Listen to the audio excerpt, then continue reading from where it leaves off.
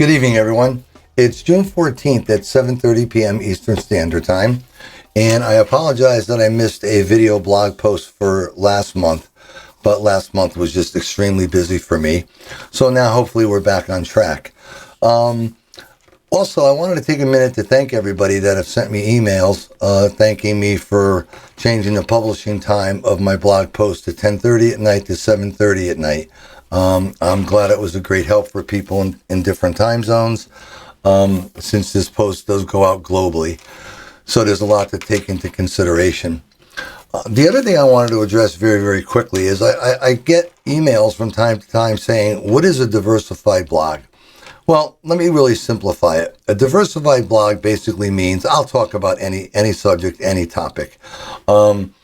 The most important thing to remember about my posts is they are unbiased, they're truthful, they're based on facts and data. There are times throughout my posts I will state what my opinion is, and I make it perfectly clear in my post that what I'm saying at the time is my opinion. The other question I get from people is, how do you determine or classify your blog posts? Well, you'll see in my last week's blog post, or a couple of weeks ago, I mentioned I get 60 to 70 topic requests a week. And I actually have a spreadsheet, and although many of the topics might be different, they do fall under basic categories such as relationships, business, writing, and other topics of interest, what's going on socially. So I try to mix that up. And for the past few weeks, I've done a lot of posts on what's going on socially in the world today. So I thought I would switch gears a little bit. And we talked about a business type model one week, and now back on relationships for a couple of weeks. Also, if you like my blog, please subscribe to my blog. Our goal for this year is to hit over 10,000 subscribers. There's a lot of blogs out there, and it's not an issue of competitiveness. It's an issue of how much money do you want to spend advertising your blog. So I rely a lot on word of mouth, because my blog is a little bit different than other people's blogs, meaning I don't monetize it. I don't have sponsors. I don't take money from businesses to advertise on my blogs. And the reason I do that is because a lot of businesses want your email list. And I don't sell our email list. Our subscribers' information is extremely personal, and I take that serious. So I don't sell or share our email lists with anyone. So when you subscribe and you have to put your email address in, don't worry about us sharing it, because we don't do that, and that's clearly stated in our privacy practices on my website. So, if you like the blog, please subscribe to it and try and help us with our popularity if you like this type of blog. So let's talk about tonight's topic. The topic is, what's it going to take? Meaning, do we as people add to the problems? Now, problems and a problem in general could deal with your work, your personal life, and a plethora of different things. Obviously, there are problems that you can't do anything about. There's just certain things that there are people in charge, especially with government issues and things like that, that you're not part of that problem-solving mechanism.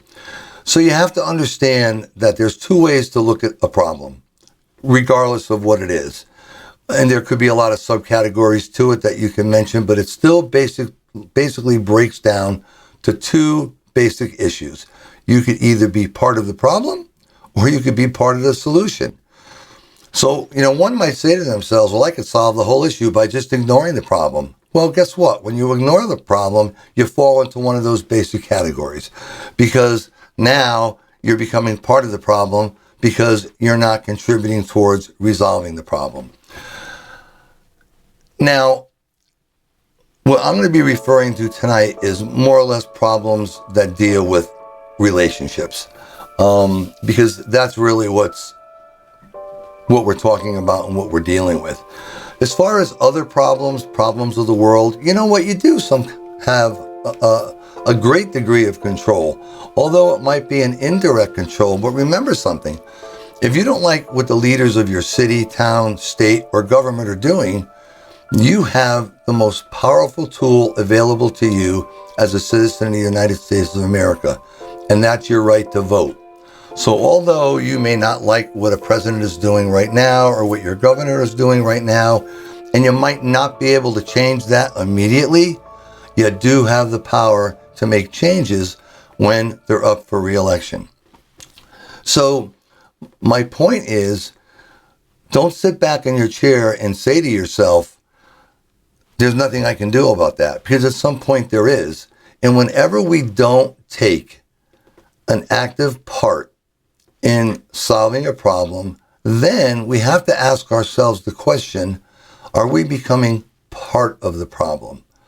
And I will tell you this for a fact, that every single one of us, including myself, are all part of every single problem that faces society today. And let me give you a couple of examples. How many times are you with a group of people and they may be knocking an ethnic group or a specific culture and so on and so forth? What stance do you take? Well, I'm going to tell you, most people will refrain from getting involved in that type of conversation because they don't want the argument, they don't want the controversy, and basically they don't want the drama. All right? I'm a little bit different. If I don't like the way a conversation is going, I'm going to stick my 2 cents in and say, hey, what do you have to knock these people for? One, you don't live in their shoes. You don't walk a mile in their shoes. You have no idea what they deal with in their life and what their problems are. So how could you sit here and judge them for that? Now, look, right now, one of the hottest social topics is immigration.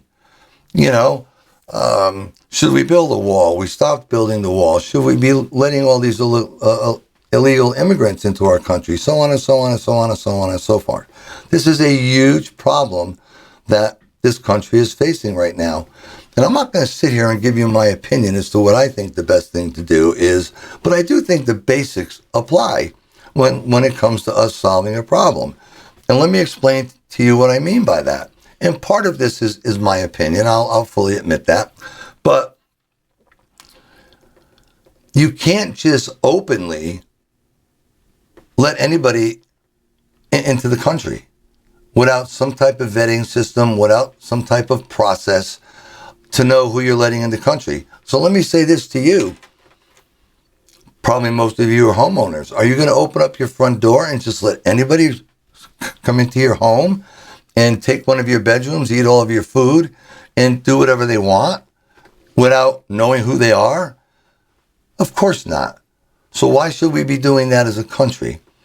I firmly believe that the United States of America should open its borders and its arms to anybody who wants to get citizenship in our country. But I think it needs to be done the proper way.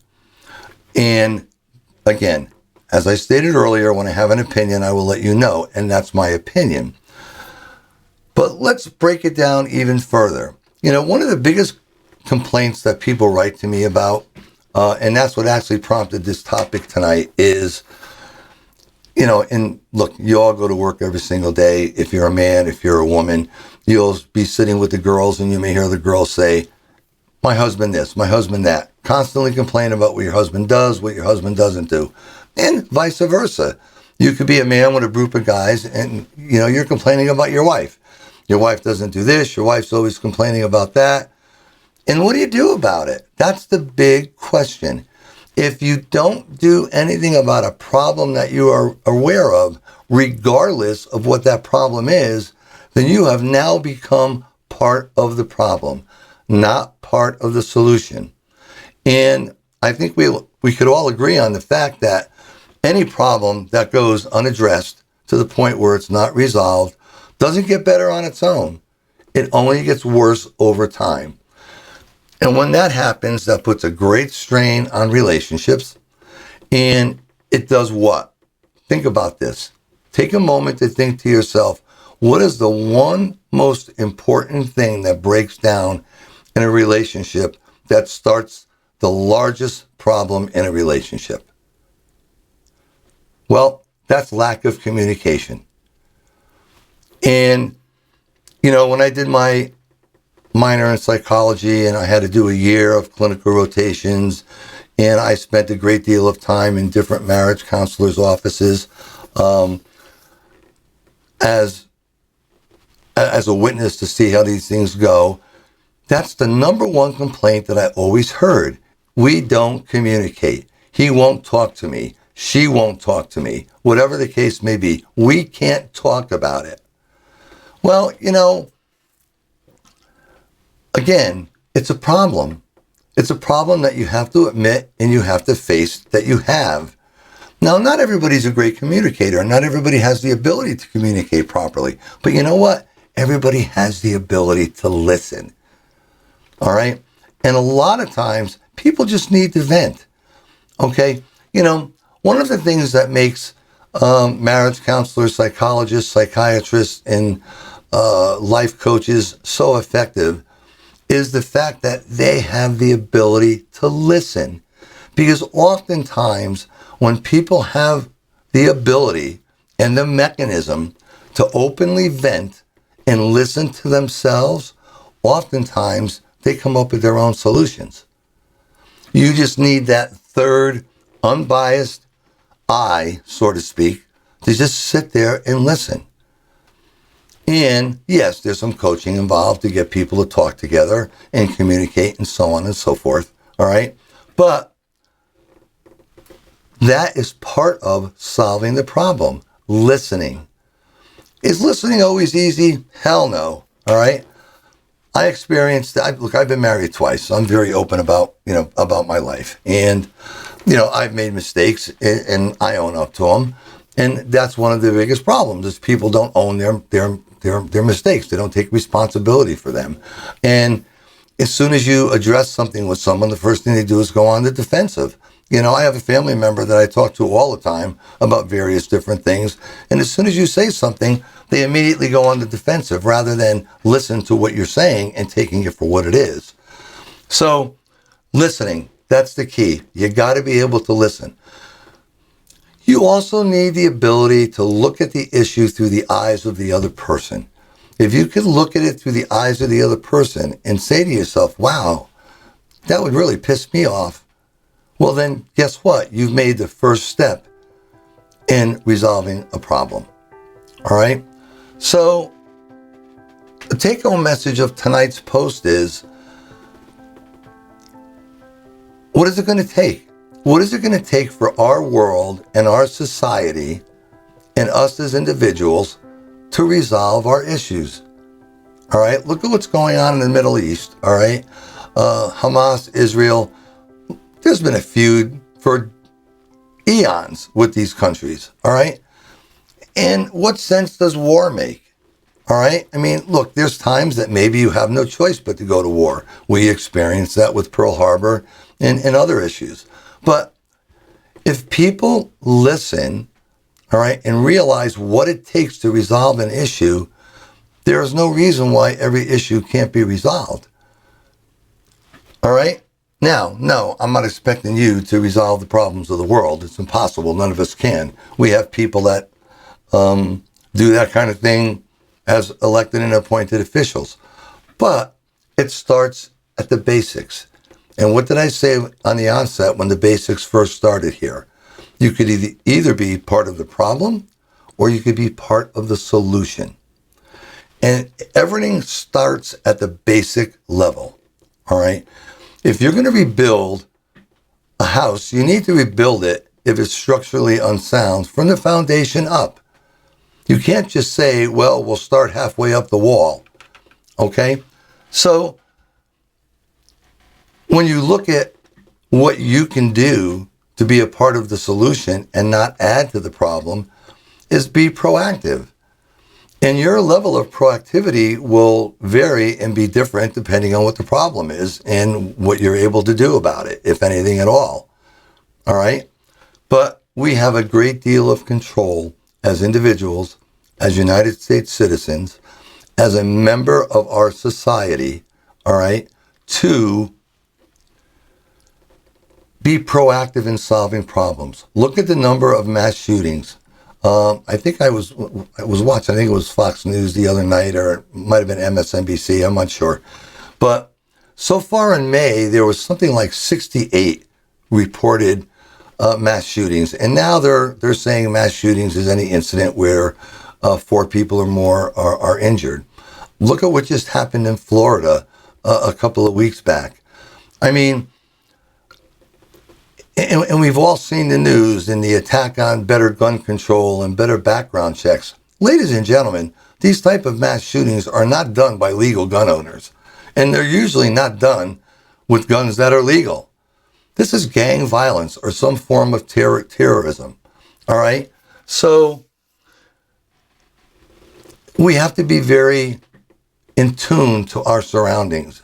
You know, I've learned from being a firefighter and a paramedic for so many years that every time I walk onto a medical scene or into a burning building, I have to be in tune with my surroundings.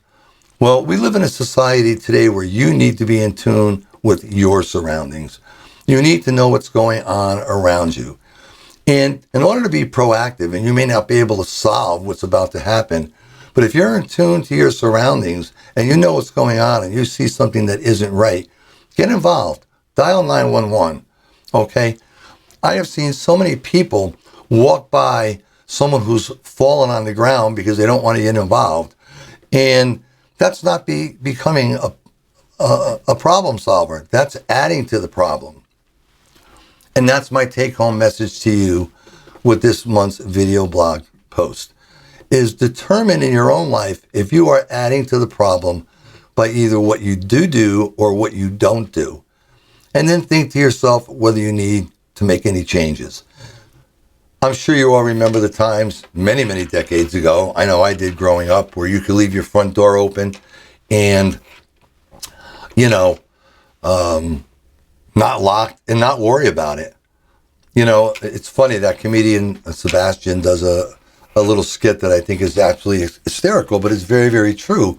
When years ago, your mother had Entenmann's or some type of baked goods that she would always say, no, you can't touch that. That's there in case we get company. And you welcome company to your house. And now in today's society, if the doorbell rings, everybody runs to shut the lights off like they're not home.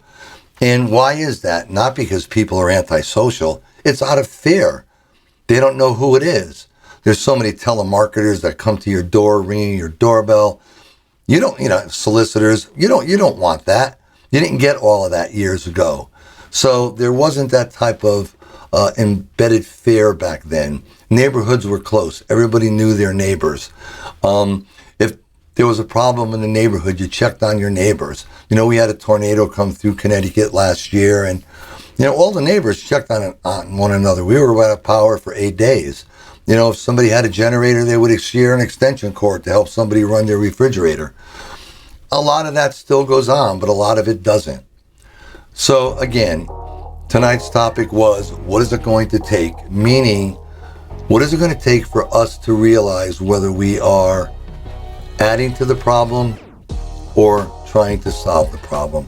So think about things in your life. Think about some of the examples I gave you, and know that not everything that's a problem in your life you will be able to solve, but listening to your partner is the first key to solving some of the communications problems and being open to what's going on in your life. I don't care whether it's with your partner, your life partner, your family member, whether it's a problem at work, it doesn't make a difference. The two basic things are the same. You could either be part of the problem or part of the solution. And those are the decisions that you have to make. So I hope you enjoyed tonight's video blog post. Like I said, I like to do these once a month because it kind of helps to make it a little bit more personal between my readers who buy my books and my subscribers to the blog to get to know me a little bit better. On the bottom of the screen, you'll see my website address, as well as if you have a topic you'd like to see me discuss, you could email me direct, or you could use the contact tab on my website and send me your suggestion. I do get to all of them, and a lot of times a particular topic may be discussed that's a combination of many requests because it kind of falls in the same category, but I don't ignore them. Other than that, I wish everybody to be safe and be well. Things seem to be opening up really well in the country. Things seem to be going in a positive direction. So let's kind of hope that stays that way. And God bless and stay safe. Good night.